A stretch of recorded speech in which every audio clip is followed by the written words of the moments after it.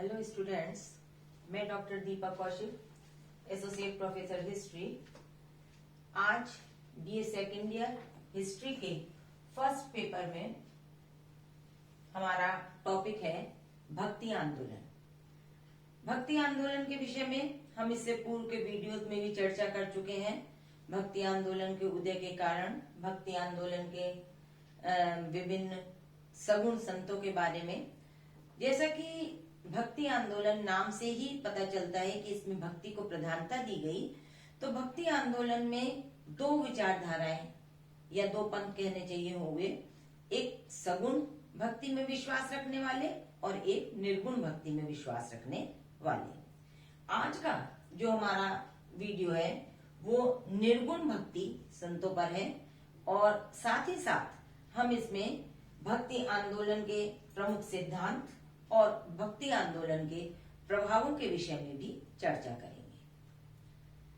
जैसा कि पहले लेक्चर्स में मैंने बताया कि शंकराचार्य ने 8वीं शताब्दी में दक्षिण भारत में जिस अद्वैतवाद का प्रचार और प्रसार किया, जिसमें ब्रह्म को परम सत्य माना, वो भक्तिवाद धीरे धीरे बढ़ता हुआ अद्वैतवाद, विशिष्ट अद्वैतवाद, शुद्ध अद्वैतवाद, विभिन्न सगुण संत जो थे उन्होंने अलग अलग ढंग से इसमें अपने विचार और उपदेश दिए।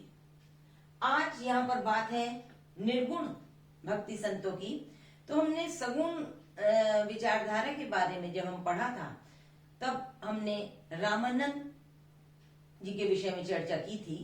तो कबीर जो थे वो निर्गुण भक्ति संत थे, लेकिन वो रामानंद के शिष्य थे।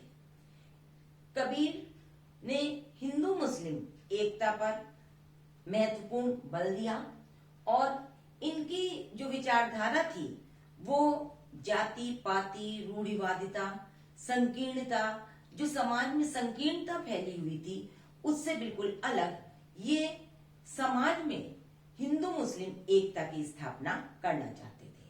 यद्यपि कबीर स्वयं शिक्षित नहीं थे, लेकिन इन्होंने जिन बातों को समाज के सामने रखा वो लोगों के लिए, समाज के लिए एक प्रेरणा स्वरूप बन गए।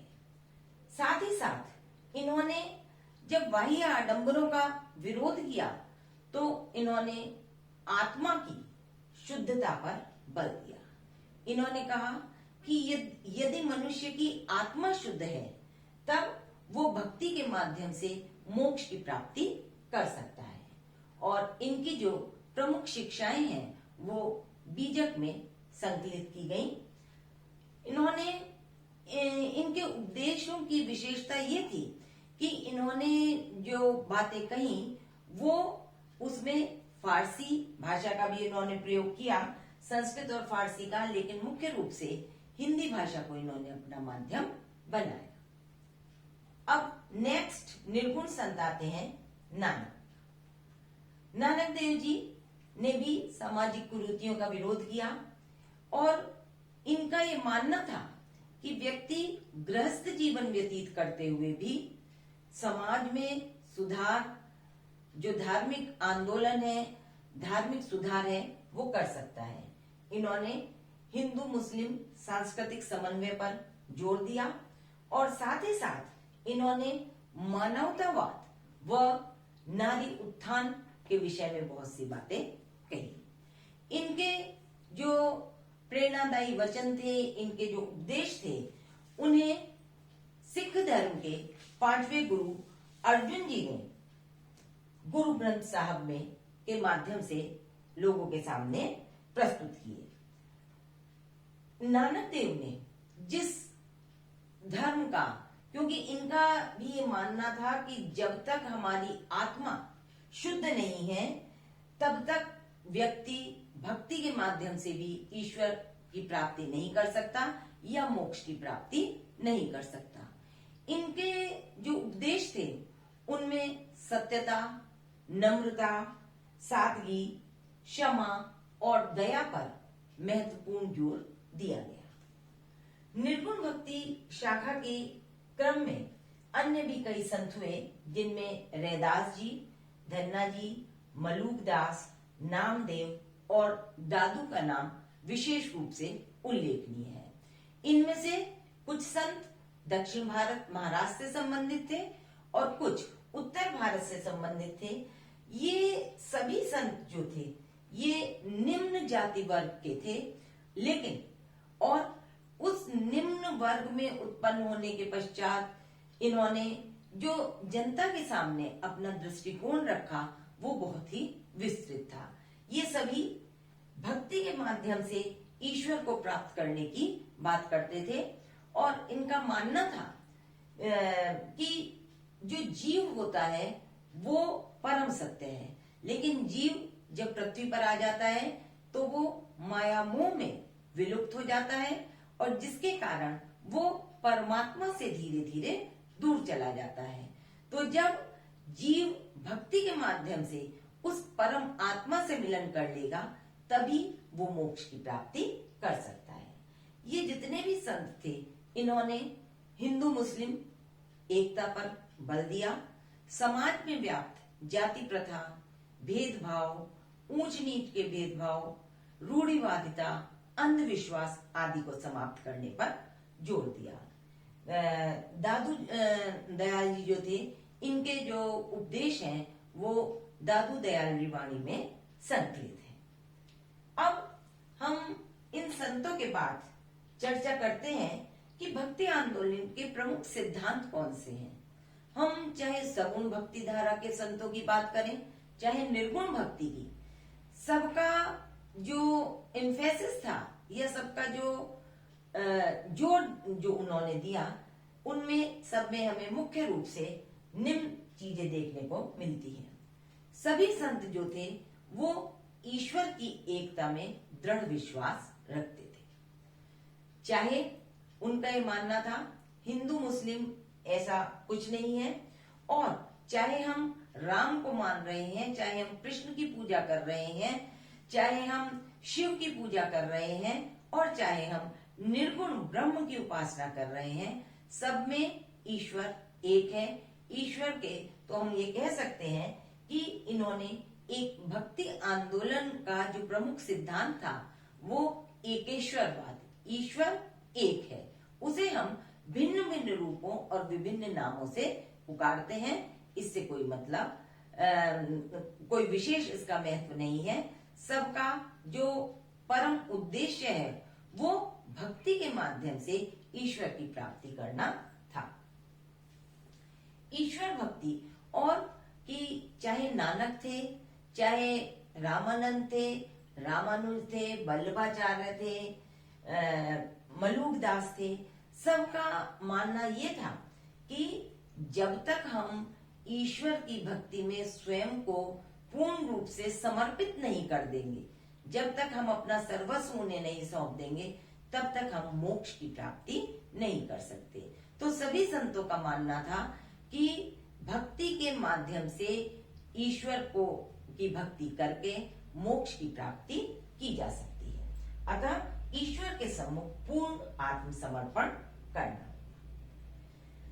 साथ ही भक्ति आंदोलन के जो संत थे उन्होंने गुरु की महत्ता पर भी प्रकाश डाला। उनका ये मानना था कि गुरु ही एक ऐसा माध्यम है जो कि हमें ईश्वर तक पहुंचाने का मार्ग दिखा सकता है।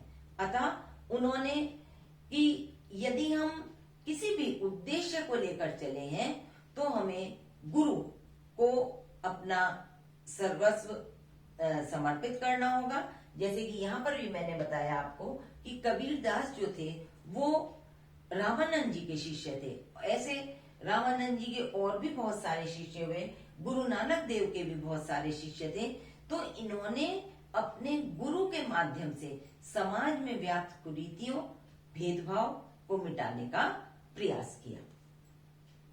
सामाजिक समानता के समर्थक थे। जितने भी संत हुए वो हिंदू मुस्लिम या जात पात, ऊंच नीच, वर्ण व्यवस्था इन सब के विरोधी थे। उनका ये मानना था कि जो समाज में जिसने जन्म लिया है वो अपने कर्मों के आधार पर बहुत से कि जैसे रैदास जी थे, धन्ना जी, जो कि निम्न जाति में जिनका जन्म हुआ, लेकिन उन्होंने अपने कार्यों के द्वारा, अपने जो उनके उपदेश थे उसके द्वारा उन्होंने समाज में एक समानता स्थापित करने की का प्रयास किया, और जिसमें कि वो सफल भी हुए। और इसी जो संत थे उन्होंने निम्न जाति, जो कि प्रारंभ में हमारे यहाँ वर्ण व्यवस्था के कारण शूद्रों को जो हे दृष्टि से देखा जाता था, उन सब चीजों को, चाहे वो कबीर हो, चाहे वो नानक हो, चाहे वो अन्य संत रहे, उन्होंने इन सब भेदभाव को समाप्त करके मानववाद का, गुरु नानक देव जी जो थे वो भी मानववाद के पूर्ण रूप से समर्थक थे कि जो मनुष्य इस धरती पर आया है उसे ईश्वर की भक्ति का अधिकार है। साथ ही ये अधिकांश जो संत थे वो मूर्ति पूजा के भी कट्टर विरोधी थे। इनका ये मानना था कि ईश्वर को एक मूर्ति के रूप में पूजो, ये आवश्यक नहीं है, बल्कि व्यक्ति के मन में, उसके व्यवहार में, उसके जो उद्देश्य हैं उनमें वो संयम, वो विनयशीलता, वो दयालुता, वो सहृदयता होनी चाहिए, जो कि एक मानव को मानव बना सके।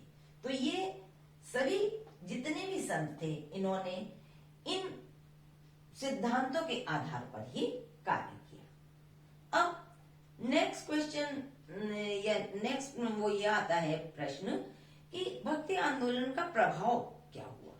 तो हमने जितना अभी तक 3 लेक्चर्स में ये पढ़ा, उससे वैसे हमें पता चल गया कि भक्ति आंदोलन का प्रभाव क्या हुआ।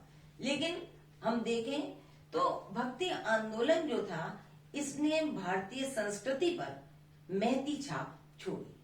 वो क्या थी कि धार्मिक क्षेत्र में जो हमारे में हिंदू मुस्लिम का भेदभाव था, समाज में, सामाजिक क्षेत्र में जो वर्ण व्यवस्था, ब्राह्मण, वैश्य, क्षत्रिय, शूद्र, निम्न जाति, इनकी असमानता, जाति प्रथा, भेदभाव, ऊंच नीच, अंधविश्वास, रूढ़िवादिता, इन सब को दूर करने में इन भक्तिवादी संतों ने महत्वपूर्ण भूमिका निभाई, और जिसका कि भारतीय संस्कृति में, क्योंकि भक्ति आंदोलन का उदय या हम कहें कि प्रसार का जो समय था वो मध्यकाल था, तो मध्यकाल के आते आते ये जो धार्मिक और सामाजिक असमानता धीरे धीरे समाप्त होती गई, और हिंदू मुस्लिम जो थे उनमें भी पारस्परिक समन्वय स्थापित हुआ।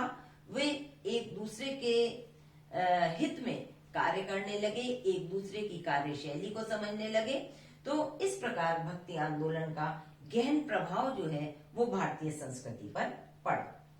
और भारतीय संस्कृति पर प्रभाव पड़ने के साथ साथ ही साहित्य के क्षेत्र में या भाषा के क्षेत्र में भी भक्ति आंदोलन का काफी प्रभाव पड़ा, क्योंकि जो भक्तिकालीन संत थे उन्होंने विभिन्न भाषाओं में जो उपदेश दिए या रचनाएं लिखी, जिनमें कि मराठी, हिंदी, फारसी, संस्कृत और पंजाबी, राजस्थानी, तो इस प्रकार अलग अलग भाषाओं को इन्होंने प्रमुखता दी अपने उपदेशों में, और इन उपदेशों के माध्यम से भारतीय संस्कृति या भारतीय भाषा साहित्य हम कहें उसका बहुत अधिक विकास हुआ। मुझे आशा है कि आपको ये भक्ति आंदोलन का पूरा कंसेप्ट जो है कि कब से भक्ति आंदोलन प्रारंभ हुआ, क्या इसके सिद्धांत थे, कौन कौन से निर्गुण संत थे, कौन सगुण संत थे, वो सब चीजें आपको समझ आ गई होंगी। Thank you.